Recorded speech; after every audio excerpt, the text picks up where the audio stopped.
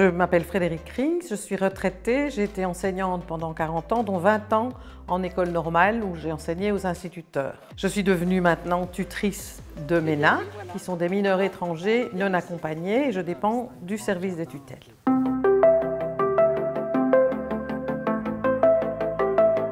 Dus ik ben Bart, ik ben ondertussen al een 10-tal jaar voogd. Op dit moment heb ik 10 jongeren onder mijn hoede. En ik werk in de sociale sector, ik werk bij Sensoa. En dit doe ik dus in mijn vrije tijd. Dus ik ben vrijwillig voogd. Oké, ça va. Les MENA sont des mineurs étrangers non accompagnés. Ça veut dire que ce sont des jeunes qui sont arrivés, qui sont en demande d'asile ou en demande de régularisation, qui n'ont pas 18 ans, qui sont reconnus comme mineurs et qui n'ont pas de parents qui les accompagnent. Hallo, dag Sobaïr. Hallo Bart. Ça va? Ja, met u? Ja, goed. Ik ga mijn schoenen uitdoen, hè. Ja, zeker. Allee, heb je een theetje voor mij? Ja, zeker.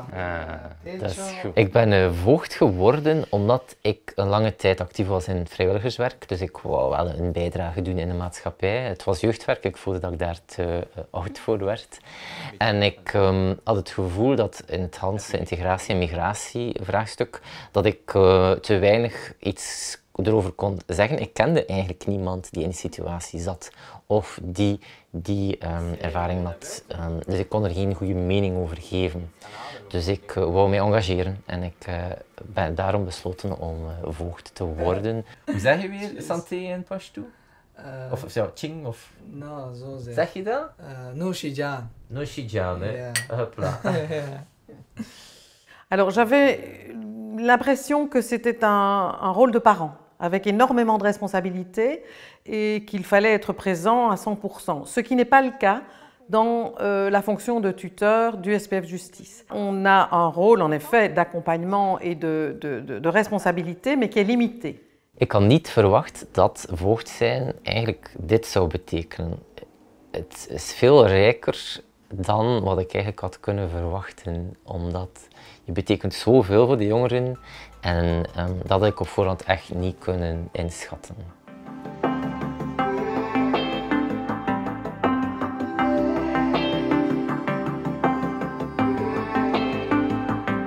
Ce rôle de tuteur m'a appris beaucoup de choses, notamment parce que j'ai été confrontée à un univers que je ne connaissais pas. L'univers d'abord de la justice, le cadre qui était le leur, le milieu des assistants sociaux, le milieu des centres pour réfugiés, les éducateurs et le travail qu'ils faisaient, la Croix-Rouge, énormément de choses qui pour moi n'étaient pas du tout habituelles.